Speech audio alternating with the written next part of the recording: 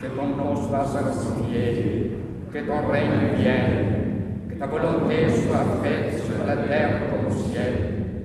Donne-nous aujourd'hui notre pain quotidien. Pardonne-nous nos offenses, comme nous pardonnons à ceux qui nous ont offensés. Ne nous induis pas en tentation, mais délivre-nous du malin. Car c'est à toi qu'appartient le règne, la puissance et la gloire, Père, Fils et Saint-Esprit, dès maintenant et à jamais, au siècle des siècles.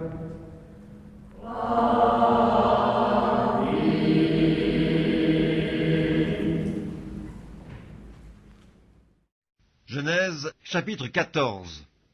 Dans le temps d'Amraphel, roi de Shinéar, d'Arjoc, roi d'Élassar, de Kedorlaomer, roi d'Élam, et de Tidéal, roi de Gojim, il arriva qu'ils firent la guerre à Béra, roi de Sodome, à Birsha, roi de Gomorre, à Shinéab, roi d'Amda, à Sheméhéber, roi de Tseboïm, et au roi de Béla, qui est Tsoar. Ces derniers s'assemblèrent tous dans la vallée de Sidim, qui est la mer Salée. Pendant 12 ans, ils avaient été soumis à Kedorlaomer, et la 13e année, ils s'étaient révoltés. Mais la 14e année, Kedorlaomer et les rois qui étaient avec lui se mirent en marche, et ils bâtirent les Réphaïm à Ashterosh Karnaïm, les Uzim à Ham, les Émim à Chavé Kirjataïm, et les Horiens dans leurs montagnes de Séhir, jusqu'aux chaînes de Paran qui est près du désert. Puis ils s'en retournèrent vers à En-Mishpat qui est Kadès, et bâtirent les Amalécites sur tout leur territoire, ainsi que les Amoréens établis à Asatson Tamar. Alors s'avancèrent le roi de Sodome, le roi de Gomorre, le roi d'Amda, le roi de Tseboïm et le roi de Béla qui est Tsoar. Et ils se rangèrent en bataille contre eux dans la vallée de Sidim contre Kedorlaomer, roi d'Élam, Tidéal, roi de Gojim, Amraphel, roi de Shinéar, et Arjoc, roi d'Élassar, 4 rois contre 5. La vallée de Sidim était couverte de puits de bitume. Le roi de Sodome et celui de Gomorre prirent la fuite et y tombèrent. Le reste s'enfuit vers la montagne.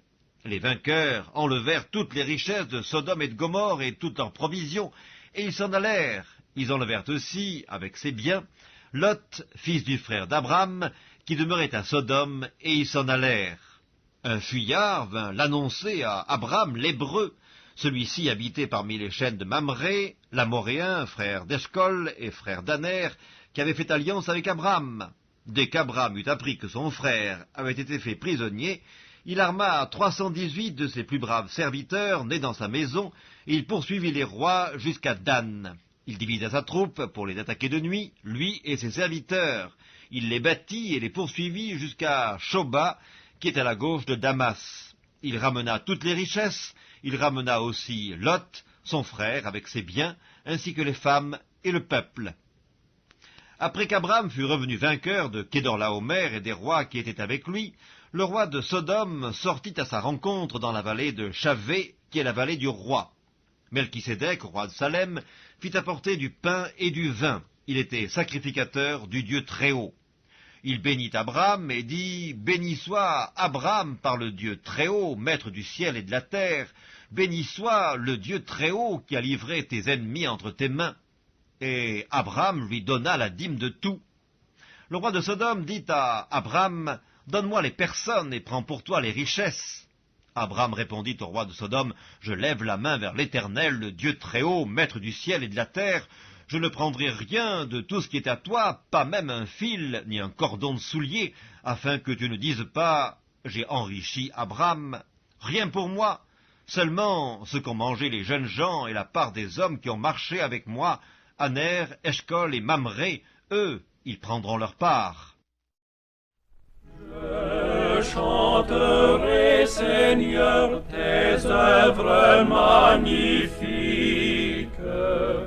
ton auguste pouvoir, ta suprême grandeur.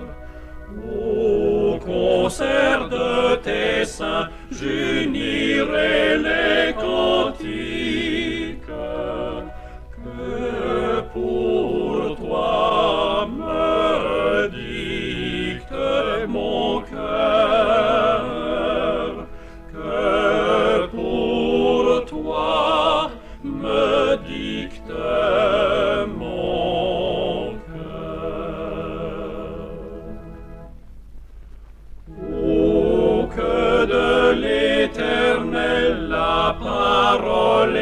féconde. L'univers fut jadis l'ouvrage de sa voix. Il dit les éléments, le ciel, la terre et l'onde. Du néant sortent à la fois. Du néant sortent à la fois. Le monde passera, ce superbe édifice.